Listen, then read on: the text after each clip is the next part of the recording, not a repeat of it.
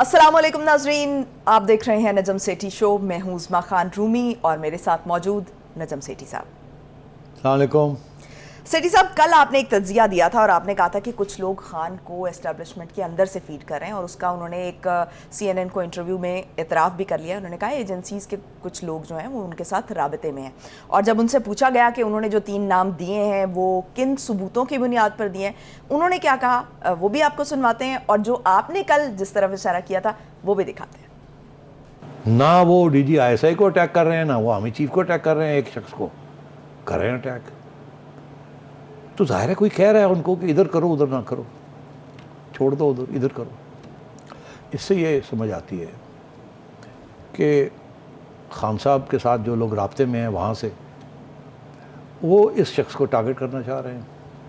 वो समझते हैं ये उनके प्लान्स के अंदर कोई रुकावट है। ये जी सेठी साहब। यार मुझे एक बात बताओ, एक और मेरा क्लिप है जो एक माह पहले मैंने बात की थी, और उसमें मैंने बड़े वाज़ेह तौर पे बताया था कि कहाँ से ये इनको फीड किया जा रहा है, इनके हैंडलर कौन है, तो वो भी दिखा दें ज़रा। वो सेठी साहब वो किसी मजबूरी की वजह से हम नहीं चला पाए। आपको मतलब? पता है मैनेजमेंट के कुछ इश्यूज़ होते हैं, तो वो उसकी बिना पे हम नहीं चला पाए। अलबत्ता वो मेरी नज़र से गुजरा था, वो क्लिप मैंने देखा था। क्या मतलब आपने चलाया ही नहीं वो क्लिप? बस आपको पता है कि कुछ इश्यूज़ होते हैं, फ़ोन शोन आ यार जाते ये हैं। क्या बात हुई? मतलब है कि अगर फिर मेरी चीज़ें आप लोगों ने सेंसर कर देनी है, मेरा ये नहीं मतलब कि तुम कर रही हो, मगर मतलब है कि अगर मैनेजमेंट ने मतलब फिर फ़ायदा क्या हुआ इतनी बातें करने का? इस शो का फ़ायदा क्या हुआ अगर सेंसरशिप इतनी हो जानी है? और बाय द वे कोई ऐसी मैंने बात नहीं की थी और लोगों को भी इस बात का एहसास है। आज आपने ये बात मेरी चला दी जो वाज़ेह तौर पे एक माह पहले की थी, वो नहीं चलाई। तो व्हाट्स गोइंग ऑन? ये क्या मजाक बनाया हुआ है? सेठी साहब आपको पता है इसीलिए लोग मुझे फ़ोन आ पूछते हैं कि जाते जी हैं तो मसले आप हो तो जाते हैं, और जो चिड़िया की खबर आप हमें नहीं देते, और इस किस्म भी लोग चिड़िया की खबरें आप लोग काट देते हैं। यार ये क्या हुआ? आप भी तो हाथ वाला रखा करें ना सेठी साहब। बैठ जाएं बैठ जाएं। यार ये क्या आप है? हाथ वाला रखा करें, थोड़ा सा हाथ वाला रखा करें, ताकि जो है वो हमें मैनेजमेंट की तरफ से इश्यूज़ ना आए। नहीं यार, दिस इज रिडिकुलस। ज़रा आप खुद ही कहते हैं कि आपको प्रैक्टिकल अप्रोच रखनी चाहिए, प्रैग्मेटिक रखनी चाहिए अगर आप ट्रू जर्नलिस्ट हैं। तो मैनेजमेंट के साथ हो मेरे साथ हो? मैं आपके साथ हूँ, लेकिन ये आपकी सिखाई हुई बात है। यार इट्स वेरी फ्रस्ट्रेटिंग। दिल आप भी करता है कहते हैं मैं ला के प्रैक्टिकल वो अप्रोच मारा के साथ जो है। आप बैठ जाएं पानी पिएं। पानी पियो। अब ये ना काटना, नहीं बिल्कुल एटलीस्ट नहीं मेरी काटूंगी। प्रोटेस्ट तो जानी चाहिए। मैं पूरी लोग कोशिश मुझे करूंगी, कहते इसकी हैं जिम्मेदारी मैं लेती हूँ। मजा नहीं आया, चिड़िया की खबर नहीं दी, मैं तो दे के थक जाना। इसकी जिम्मेदारी मैं लेती हूँ, ये बिल्कुल नहीं कटेगा। मैनेजमेंट से जो है वो मेरी मैं पूरी बहस करूंगी, मैं उनको समझाऊंगी कि ये मामला जो है चिड़िया की खबर है, तो ये इसको तो जाना चाहिए ना ऑन एयर। तो सेठी साहब ठहर जाओ जरा, मैं ठंडा हो जाऊँ। तो बिल्कुल, और पी लें पानी। बड़ी ज्यादती है यार। एनीवे मैंने उस एक माह पहले मैंने बताया था और मैंने कहा था कि हैंडलर्स होते हैं, खान साहब के लेवल का हैंडलर जो है वो फिर कुछ पत्ते तो लगे होंगे ना उसके, वो ब्रिगेडियर शिगेडियर तो नहीं होगा ना। और इस पर कुछ छुपी हुई बात तो है नहीं कि जनरल फैज़ के बड़े तल्लकात हैं खान साहब के साथ। खान साहब चाहते हैं उनको बनाएं चीफ भी, तो ये इशू तो चल रहा है, ये कोई छुपी हुई बात तो नहीं है। खैर anyway, general Faiz is a good general, he was a great ISI chief, मगर बड़े कंट्रोवर्शियल हो चुके थे। खान साहब के साथ मेरा ख्याल है अभी भी राब्ते में होंगे वो, और होना भी चाहिए अगर उनकी कुछ हमदर्दियाँ हैं तो, कोई ऐसी बात नहीं है। मगर बात यह है कि अब खान साहब ने ये बात तस्लीम कर ली है कि मुझे तो इंटेलिजेंस एजेंसियों से पता चला था। तो यही हम कह रहे थे कि इंटेलिजेंस एजेंसियों से पता चला था, तो आजकल की इंटेलिजेंस एजेंसी से तो कोई खान साहब को इन्फॉर्मेशन नहीं दे रहा ना, तो कल की इंटेलिजेंस एजेंसी से खान साहब को हैंडलिंग हो रही है ना। तो ज़ाहिर हो गया अब कि किसने खान साहब को बताया था कि शायद ऐसी कोई चीज़ हो, या गलत फहमी से, या मतलब गलत बयानी हुई, या प्रोवोकेशन हुई, या जिसे कहते हैं बहरहाल मैं और ना ही करूँ, आप फिर काट देंगे। तो बात यह है कि यस ऐसे ही होता है जब एक सदर या एक प्राइम मिनिस्टर किसी को अपॉइंट करता है तो हमदर्दियाँ रह जाती हैं। और मेरा ख्याल है 4 साल ISI ने, 4 साल से भी पहले, अब 4 साल तो चौथा साल तो होने जा रहा है, 3 साल और उससे 2 साल पहले, 2 साल क्या 2014 से लेके और 2021-22 तक जो इंटेलिजेंस एजेंसी है उनकी तरफ से ये तो इस्टेब्लिश हो चुका है कि खान साहब को बनाया गया, उठाया गया, लड़ाया गया, जिताया गया और फिर जिताने के बाद सतून भी बने। तो ये तो अब छुपी हुई बात तो नहीं है, तो तारीख़ का हिस्सा बन चुकी है। अफसोस इस बात का कि अभी तक वो तारीख़ अभी ख़त्म नहीं हुई, वो चलती जा रही है। इसीलिए कल के प्रोग्राम में मैंने ये कहा था कि अगले 10-15 दिन बड़े सीरियसली क्रिटिकल हैं। और ख़ान साहब बड़ी इंटरेस्टिंग बात कर रहे हैं यहाँ। मेरा ख़्याल है कि वो अभी भी इशारों पे चल रहे हैं और जो इशारे उनकी तरफ से आ रहे हैं जो इनके हमदर्दी हैं एजेंसी के अंदर। ये नहीं कि मैं कह रहा कि डिवीज़न होगी, आज की जो एजेंसी है उसके अंदर कोई डिवीज़न नहीं है। अच्छा। मगर ये आज की एजेंसी और कल की एजेंसी में बड़ा फ़र्क है ना। कल और थे वहाँ लीडर्स, कल और अफसर थे वहाँ, आज और हैं। तो बहरहाल खान साहब ने यहाँ एक दो और बातें भी कही हैं। बेकी एंडरसन के साथ जो उनकी इंटरव्यू हुई है वो है आपके पास क्लिप्स, जिसके ऊपर ये सारी बातें जी, कितने गोलियां लगी हैं, ये हुआ वो हुआ। जी वो भी है। इमरान खान कह रहे हैं कि 4 गोलियां लगी हैं, लेकिन एक कन्फ्यूजन सी है गोलियों के मामले पे। आप ये देखें कि वो यास्मीन राशिद कह रही हैं कि वो 2 गोलियां लगी हैं, एक टिबिया में लगी है और एक थाई में लगी है, और कुछ लोग कह रहे हैं कि ये 2 से 3 गोलियां, असद उमर साहब कह रहे हैं। दिखाइएगा स्क्रीन पे पहले बता दें कि ये चोटें 4 गोलियां मुझे लगी हैं, किधर लगी, उसके बाद फिर मैं बाकी आपसे बात करूंगा। आप देख सकते हैं कि यहाँ 2, 1 और 2, और ये वही 2 आपको 1 और 2 सामने से नजर आ रहे हैं टुकड़े या गोलियां जो हैं। 2 गोलियां लगी हैं उन्हें, एक उनकी लोअर लेग में है, एक टांग में नीचे लगी है टिबिया के पास, और एक जो है वो उनके थाई में लगी है। पैलेट्स लगे हुए बहुत सारे, तो ये कहना मुश्किल है कि वो 2 हैं या 3 हैं। सेठी साहब 3 लोगों की कंफ्यूजन है। उसमें आपने 3 लोगों की तस्वीरें दिखाई, एक कहता है 4, एक कहती है 2, दूसरा कहता है 3। एक कहता है बुलेट्स हैं, दूसरा कहता है बुलेट्स हैं, तीसरा कहता है पैलेट्स हैं। देखिए पैलेट्स छरे होते हैं मगर बुलेट्स छरे नहीं होते, बुलेट्स होते हैं। अच्छा, तो अब बात ये है कि और सेठी साहब एक मेरी भी ऑब्जर्वेशन है जी, वो ये है कि जो जब वूंड होता है ना, जैसे अब जख्म है, गोली लगी है, तो उसके ऊपर प्लास्टर कैसे किया जा सकता है? ये प्लास्टर वाली तस्वीरें जो हैं वो सामने आ रही थी, क्योंकि अगर तो प्लास्टर लगेगा वूंड पे, तो वो तो बड़ी ख़तरनाक सी बात होगी। वो गर्म करके लगाते हैं और जो उसका सारा प्रोसीजर होता है, और दूसरा ये कि वो तो बिल्कुल उसको गला देता है, स्किन तक को गला देता है, तो फिर जख्म के ऊपर किस तरह से लगाया जा सकता है? ये मेरी अपनी ऑब्जर्वेशन भी है। मेरा ख्याल है आज से आपका खिताब डॉक्टर साहिबा कर देते हैं। आपने कुछ मेडिसिन पढ़ी है थोड़ी? नहीं, मैंने बायोलॉजी पढ़ी हुई है। बायोलॉजी पढ़ी हुई है। देखिए बिल्कुल सही कह रही हैं। वुंड्स जो हैं उनको रेगुलरली उनको वो पट्टी उतार के साफ़ करना पड़ता है, फिर दवाई लगानी पड़ती है, फिर पट्टी लगानी पड़ती है, और जब बोन ब्रेक होती है तो फिर आपको प्लास्टर में डालनी पड़ती है। बड़ी इंटरेस्टिंग चीज़ है। आप एक अगर तो गोली लगी होती तो फिर प्लास्टर में ना होता। अब क्योंकि वो कुछ प्लास्टर लगा हुआ है, तो वो डॉक्टर फैसल जो हैं वो यही कह रहे हैं कि श्रैपनल्स लगे हैं और एक आध श्रैपनल जो है वो बोन के अंदर लॉज हो गया। अच्छा। ये डॉक्टर फैसल की जो ब्रीफिंग थी, उन्होंने 4 छोटे छोटे श्रैपनल्स, ये नहीं पता था कि ये बुलेट के श्रैपनल्स हैं या किसी और चीज़ के श्रैपनल्स हैं। श्रैपनल से मुराद ये है कि लोहे की कुछ छोटी मोटी चीज़ें। ये इस्टेब्लिश नहीं हो पाया अभी तक कि ये बुलेट्स, कोई बुलेट फटा है कहीं जाके और वहाँ से उसकी श्रैपनल निकली है। हो सकता है ट्रक के अंदर कोई लोहे की जगह पे लगाए जाके बुलेट, तो वहाँ से श्रैपनल लगी है। तो ये भी इस्टेब्लिश अभी तक नहीं हुआ। और 3 लोग जो हैं खान साहब के करीबी, वो 3 मुख्तलिफ बातें कह रहे हैं। दिलचस्प बात कि खान साहब ने जब बेकी एंडरसन को इंटरव्यू दी है, वो भी अगर आप दिखा देते तो वो उसमें कहते हैं मुझे 3 गोलियां लगी। तो खान साहब एक जगह पे 4 लगी है, एक जगह पे कह रहे हैं, अंग्रेज़ी में कहते हैं 3, उर्दू में कहते हैं 4। तो ये तो हाल है इनका।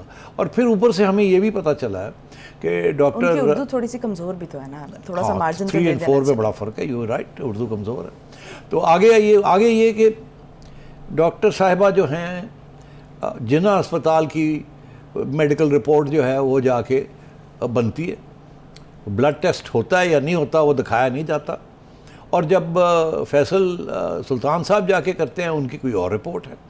एक रिपोर्ट में बुलेट्स और श्रैपनल और इस किस्म की चीज़ें आ रही हैं, दूसरी में कुछ और आ रहा है। और राशमीन साहिबा जो है वो ये खबर तो यही है कि उठा के ले गई है रिपोर्ट, ताकि वो देख ही ना कोई सके जिन्ना अस्पताल वाली रिपोर्ट। अच्छा। अभी तक वो पता नहीं चला। उसी वक्त जब बात थी, इन्होंने ही बात की थी, अब वो उधर से मुकर गई हैं। तो ये इतना झूठ बोलते हैं ये लोग, इतनी मतलब फरेबी के साथ ओपनली ये सारी बातें करते हैं। अब देखें ना, खान साहब को इतना नहीं याद कि उन्होंने 4 कहा, इतना नहीं याद कि यास्मीन 2 कह रही है और जाके बेकी एंडरसन को कह रहे हैं कि जी 3 लगी हैं।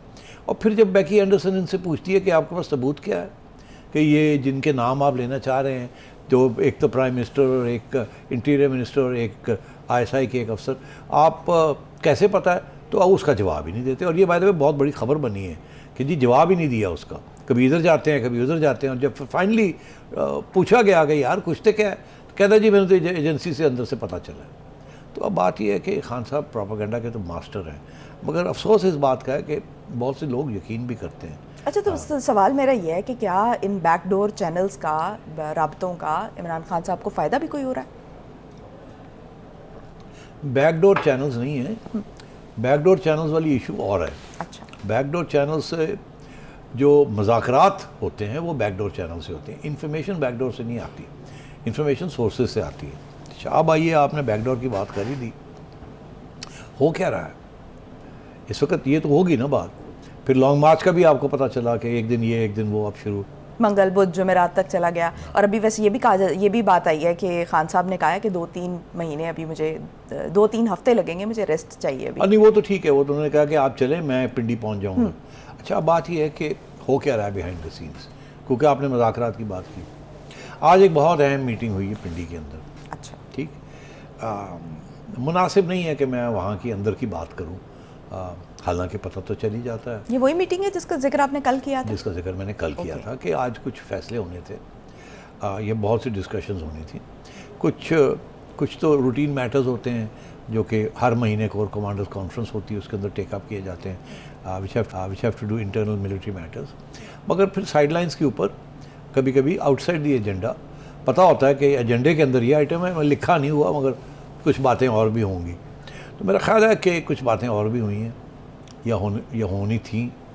मैं ऐसे ही कहूँगा ना कि अगर मैंने कहा मुझे पता है क्या, तो पूछने आ जाएंगे कि आपको कैसे पता, चलो ना ज़रा थोड़े नाल तो 2 हाथ हो जाओ। तो मेरा तो गैस वर्क ही है ना, मुझे क्या पता क्या हुआ है वहाँ। तो बहरहाल गैस वर्क तो हो सकता है। तो गैस वर्क यही है कि वहाँ कुछ लोग ये समझते हैं कि ये खान साहब जो है ये बहुत डिस्टेबलाइज़ कर रहे हैं, नुकसान मुल्क का बहुत हो रहा है। तो या तो कोई रास्ता ढूंढें इनको शट अप कॉल देने का, नहीं तो फिर कोई अकोमोडेशन की को बात करें, बिकॉज़ ये हमें भी बड़ा नुकसान हो रहा है, मुल्क का भी बड़ा नुकसान हो रहा है, दुनिया भी देख रही है, मजाक है। हमने जो हमें पैसे वैसे मिलने हैं वो भी रुके हुए हैं क्योंकि स्टेबिलिटी आए।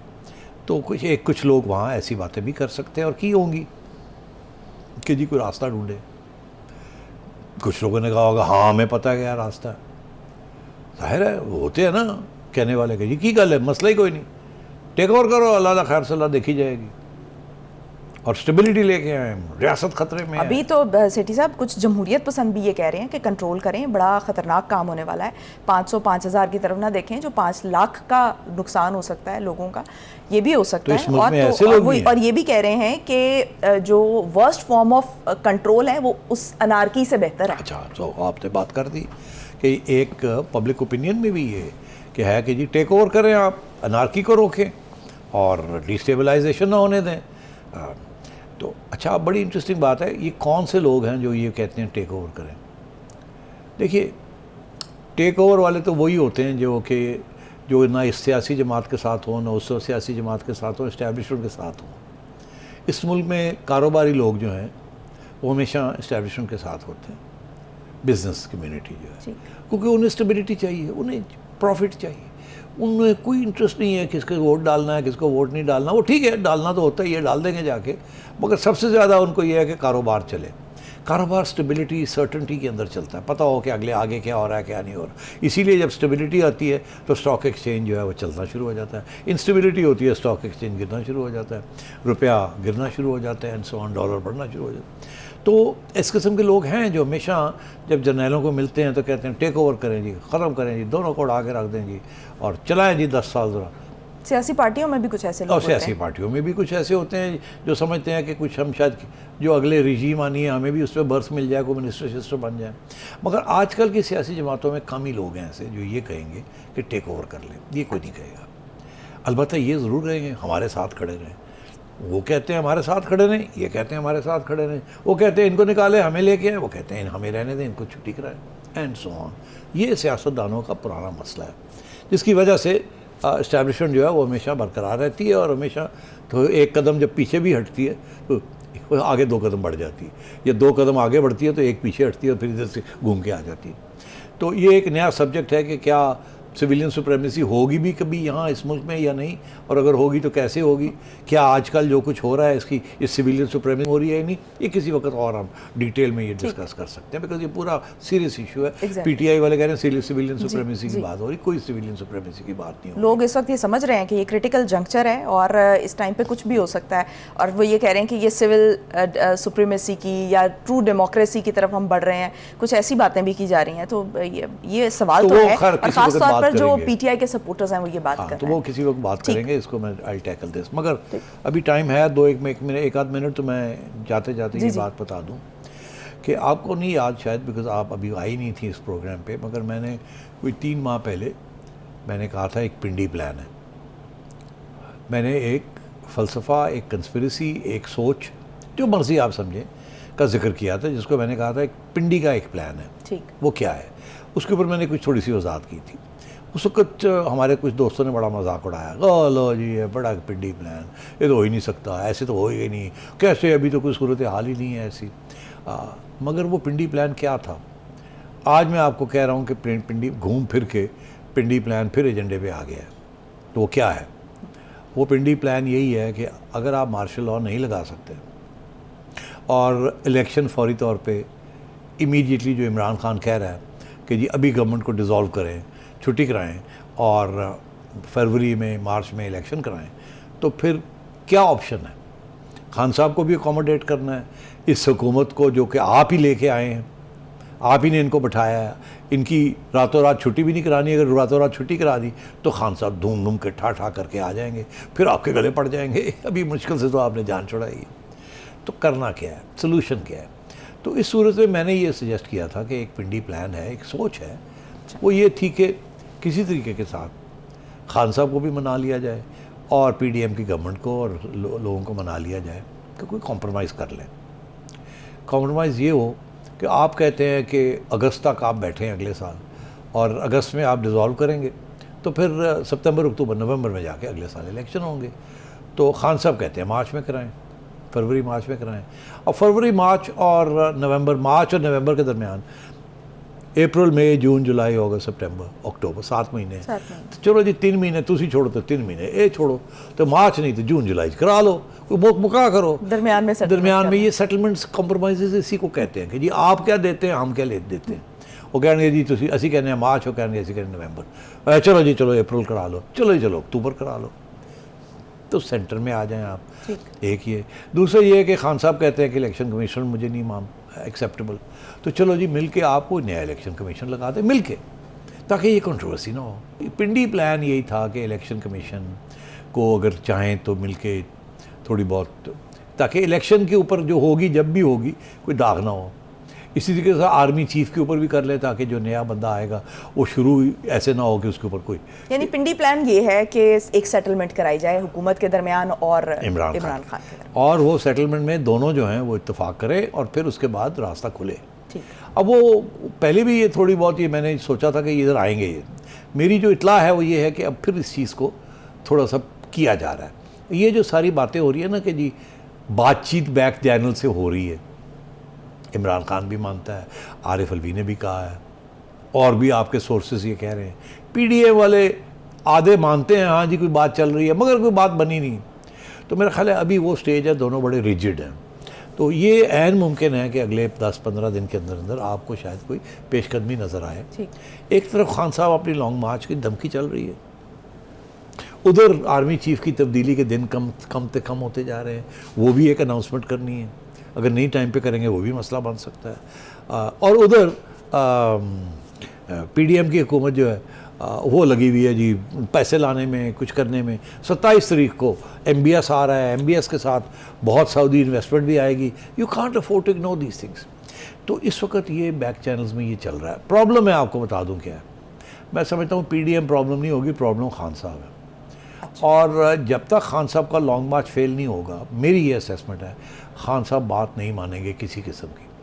और मगर अभी तक तो ना कामयाब हुआ है ना फेल हुआ है, तो इसलिए मैं ये कहता हूँ कि अगले 10-15 दिन बड़े क्रिटिकल हैं कि खान साहब की लॉन्ग मार्च का क्या असर होगा, क्या नहीं होगा, कुछ गड़बड़ होती है नहीं होती, और इस्टेब्लिशमेंट फाइनली क्या फ़ैसला करती है और पीडीएम क्या फ़ैसला करती है। तो ये अगले 15 दिन के अंदर ये फैसले होने वाले हैं। तो सेठी साहब, मुझे ब्रेक लेने का कहा जा रहा है, ब्रेक से वापस आएंगे और फिर मैं आपसे ये जानने की कोशिश करूंगी कि अब इमरान खान लॉन्ग मार्च से क्या एक्सपेक्ट कर रहे हैं, इस हमले के बाद क्या वो उनकी सोच क्या है, वो क्या सोच रहे हैं। Stay tuned.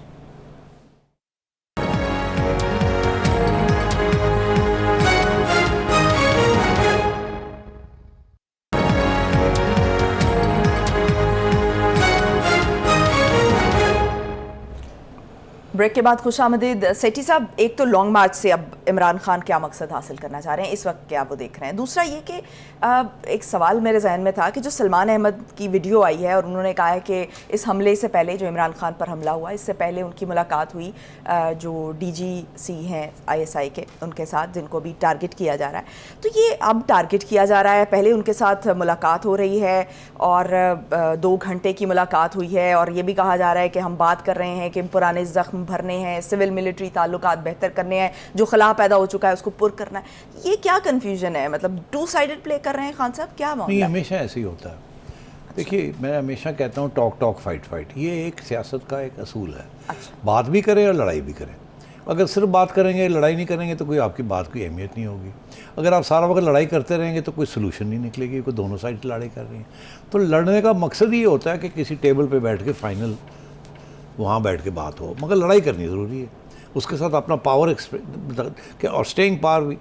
तो खान साहब ने इन सलमान को भेजा था, कभी भी इनकी इजाज़त के बगैर वो नहीं गया होगा, और वो गया भी बड़े कोर आदमी के पास जिसको खान साहब अटैक कर रहे थे। तो एक तरह से खान साहब उस शख्स को अटैक कर रहे थे, कभी डर्टी हैरी, कभी ये कभी वो। दूसरी तरफ सलमान, क्योंकि हो सकता है सलमान की इनके साथ रब्ता हो सकता है सलमान गया हो खान साहब के पास कि मैं तो इसको जानता हूँ, इस शख्स को, तो अगर आप इजाज़त दें तो मैं जाके ज़रा को बातचीत करूँ। तो खान ने कहा होगा हाँ, जाके करो उसके साथ बात और रोको उसको, समझाओ उसको, और ये करो और वो करो। तो वही वो करने गया था।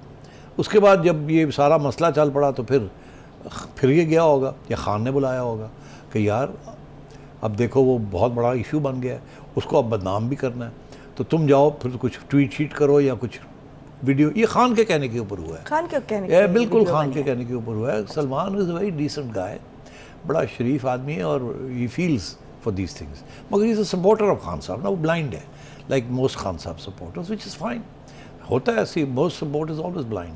मगर ये भी वही जिस किस्म की उन्होंने बात की है कि जी अब पाकिस्तान की होप ही है और कोई नहीं है, और बहुत कोशिश ये की जा रही है कि DGC को किसी तरीके से न्यूट्रलाइज कर दिया जाए। तो इसलिए ये this is all game playing. और फिर ये गेम प्लेइंग की सबसे अहम बात मैं करता चलूँ कि ये अगर किया भी था तो कोई बात नहीं, जाके मिले, और ये अब फिर जाके मिल सकते थे ना, मगर नहीं, अब पब्लिक में जाके ये शो किया कि मैं मिल के आया हूँ और वहाँ ये बात हुई, और अब ये कहने की कोशिश ही कर रहे हैं कि देखें इन्होंने मुझे कहा था कि हाँ मैं भी समझता हूँ कि पाकिस्तान फर्स्ट एंड ये वो वगैरह वगैरह। एक किस्म का इशारा ये किया कि इन्होंने मेरे साथ इत्तेफाक किया था और अब जाके कुछ और हो रहा है वहाँ, और फिर इसीलिए उनसे कहा जा रहा है कि फैसल भाई प्लीज़ ज़रा ये करें वो करें। तो मैं कह रहा हूँ आपसे कि फैसल साहब के ऊपर, जनरल साहब के ऊपर अटैक आ रही है, खान साहब भी अटैक कर रहे हैं, इधर से बातचीत, न्यूट्रलाइज, ब्राइब, उस पीछे से एक और हैंडलर्स हैं जो अगेन इनके ऊपर अटैक है और इनके सीनियर्स के ऊपर अटैक आ रही है। अभी एक 4 स्टार 3 स्टार जनरल के ऊपर एक अटैक आई है कि जी, और वो पता है हमें कहाँ से आ रही है, सबको पता है, वो अंदर से आती है। तो इसलिए इस वक्त एक कशमकश चल रही है, और मैं समझता हूँ कि अगले 10-15 दिन में ये भी, जैसे ही आर्मी चीफ की अनाउंसमेंट होगी तो मेरा ख्याल है ये सब बंद हो जाएगा। मगर क्योंकि अभी तक नहीं हुई नोटिफिकेशन, तो ये कशमकश और ये चीज़ें चल रही हैं। नाम भी तो नहीं आए ना अभी तक? वही तो कह रहा हूँ, नाम आएंगे। देखिए नाम आए या ना आए, ये भी एक अच्छा हुआ आपने ये पूछ लिया। बड़े लोग पूछते हैं जी कि वो ना नहीं आए हाल तक, तो GHQ ना क्यों नहीं भेज रहा। It doesn't matter, at the end of the day ministry of defence जो है that is under the prime minister, prime minister आज ऑर्डर करें सेक्रेटरी को कि जी 5 नाम भेजें और सेक्रेटरी ना भेजे, prime minister can change the secretary. Sethi साहब, एक और मुलाकात जो कल हुई थी परवेज़ इलाही की और इमरान खान साहब की, मेरा सवाल ये है कि 3 लोग और भी थे वहाँ पर, शाह महमूद कुरैशी थे, असद उमर थे और हमाद अजहर थे। जब इनसे कहा गया कि आप अपने मर्ज़ी का, जब परवेज़ इलाही ने इमरान खान को कहा कि अपनी मर्ज़ी का आप SHO तैनात कराएं और उसके बाद उससे FIR लिखवा लें, तो ये जब मामला हुआ तो उन्होंने, इमरान खान साहब ने इन तीनों की तरफ देखा, ये तीनों भी खामोश रहे। तो सवाल मेरा ये है कि ये तीनों क्यों खामोश रहे? चलें, परवेज़ इलाही से तो हम एक्सपेक्ट कर सकते हैं ना कि वो कहीं और के हैं या कहीं और का साथ देंगे, लेकिन ये 3 लोग तो इमरान खान के साथ खड़े हैं। देखिए, बड़ी इंटरेस्टिंग बात है कि परवेज़ इलाही साहब ब्रिलियंट, मैं समझता हूँ कि यक्के की गेम खेली उन्होंने। उनका जी मैं तो नहीं कर सकता, मेरी तो मजबूरी है। आप समझते हैं मेरी मजबूरी क्या है, मैं तो उनका असासा हूँ, ये तो कहते नहीं है, पता होता है, मैं उनके ख़िलाफ़ नहीं जा सकता। तो मैंने तो सारी उम्र नहीं किया, तो अब मैं कैसे करूँगा? मगर मैं आपकी मजबूरी समझता हूँ और आप इंसिस्ट भी कर रहे हैं और मेरा हुकूमत भी आपकी है। अब सूरत हाल ये है कि आज चाहें तो मैं हट जाता हूँ, आप अपनी हुकूमत बना लें, इशारों में ये कर दिया होगा। मगर इससे बेहतर ये भी है कि अगर आप समझते हैं कि ये बड़ा ज़रूरी है तो कोई ऐसी बात नहीं है, आप मुझे एक पुलिस अफसर नाम दे दें जो ये करने के लिए तैयार है, आपका हमायती हो, आप उसके ऊपर एतमाद हो कि वो ये कर देगा आपके कहने पे, तो कोई प्रॉब्लम नहीं। आप मुझे बता दें, मैं उसको थाने में लगा देता हूँ, उसके बाद आप जाने और वो जाने। तो खान ने कहा बिल्कुल ठीक है। खान बेचारे को क्या पता कि बाकी लोग कुछ और सोचते हैं। अब आ गया आपका सवाल, खान ने इनकी तरफ देखा, को जी असद देव ना कोई, तो इन तीनों में से किसी ने नाम नहीं दिया। जब खान ने 1-2 दफ़ा घूरा उनकी तरफ और वो कोई ऐसे कर रहा है, कोई ऐसे कर रहा है, कुछ सोचों में ये भी किसी ने नहीं कहा जी 1 आध दिन दे दे, सोच लेते हैं, कोई बात ही नहीं, चुप। अब वो चुप क्यों हो गए? सांप कहाँ से काट गए? अब मैं आपको इसका इशारा मैं और तरीके से करता हूँ, जाहिर है खुल के तो बात हो नहीं सकती। होता ये है कि अगर कोई एक अर्दली भी, एक फ़ौजी MP, एक फ़ौजी सिपाही कोई सड़क के ऊपर कोई कानून तोड़ दे, कोई रेड लाइट तोड़ दे या किसी के साथ झगड़ा हो जाए, बड़े होते हैं, गुस्सा चढ़ जाता और पुलिस आ जाती है और पुलिस आके कहती है चलो जी थाने चलो, आपने ये कानून तोड़ा है। तो वो कहता है मैं फ़ौजी हाँ, अभी अफसर की बात ही हो रही, आम वो कहते होएगा तू चलना थाने तो चलना, तो ठीक है, वो थाने चला जाता है। और जैसे ही यूनिट वालों को पता चलता है कि साडा मुंडा है, साडा बंदा थाने ले गई पुलिस, तो पहले तो फ़ोन जाता है कि इसको फ़ौरन छोड़ दें, और अगर SHO इधर उधर होता है या मिलता नहीं है तो फिर पूरे एक जीप में या 2 जीपें आ जाती हैं, कैसे अपना बंदा लेना है। कहते हैं कि हमारे अपने इदारे के अंदर अकाउंटेबिलिटी हो जाती है। हो जाती है, बिल्कुल होती है। अगर यही सिपाही, ये भी मैं आपको बता दूं कि यहाँ से तो वो ले गए, पर जब अंदर जाके इसकी इंक्वायरी होगी और पता लगेगा कि इसने गड़बड़ की है तो उसको सज़ा देंगे। सही। वो कहते हैं हम देंगे, आप नहीं देंगे। अच्छा, अब बात यह है कि आर्मी एक्ट भी एक है जिसके तहत 1952 का एक आर्मी एक्ट है, उसमें थोड़ी सी अमेंडमेंट्स हुई हैं, मगर they want to operate within their own laws. तो और वो लॉज कुछ कॉन्स्टिट्यूशन के अंदर भी हैं।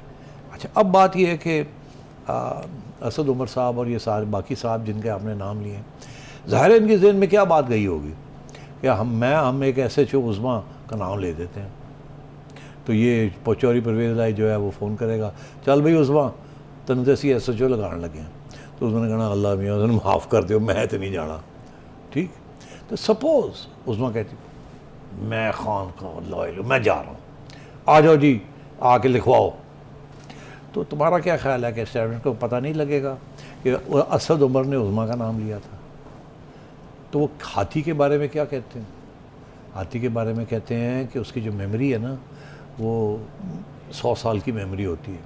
एस्टैब्लिशमेंट की भी मेमोरी इसी किस्म की है। तो पंगा जड़ा लेना है ना, और सोच समझ के पंगा लईदा। सही, इन्हां लोगों के नाल पंगे नहीं लईदे। ठीक हो गया। अच्छा सेठी साहब, ब्रेक पे जाएंगे अभी, और ब्रेक से वापस आकर गवर्नर राज लगाने की बातें हो रही हैं पंजाब में। किस हद तक खतरा है गवर्नर राज लगने का? क्योंकि कल की सूरत हाल के बाद किस हद तक हम ये एक्सपेक्ट करें कि गवर्नर राज लग सकता है, इस पर बात करेंगे। Stay tuned.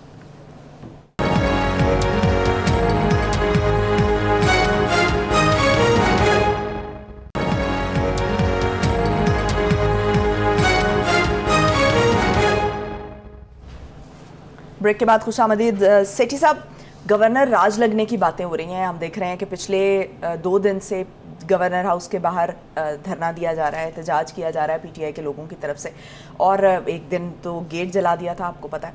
तो अब रेंजर्स भी बुला ली गई हैं। तो ये मामला किस तरफ बढ़ रहे हैं? ये जो गॉसिप्स चल रही हैं, ये जो बातें चल रही हैं गवर्नर राज लगने की, इसमें किस हद तक सदाकत है? और अगर गवर्नर राज लगता है तो फिर मामला किस तरफ जाएंगे? क्या रुख है? देखिए, बड़ा इंटरेस्टिंग 2 बातें हैं ना। एक तो ये कि वहाँ इन पीटीआई वालों ने जाके गवर्नर हाउस पे आग लगाई, अटैक किया, एहतजाज भी किया।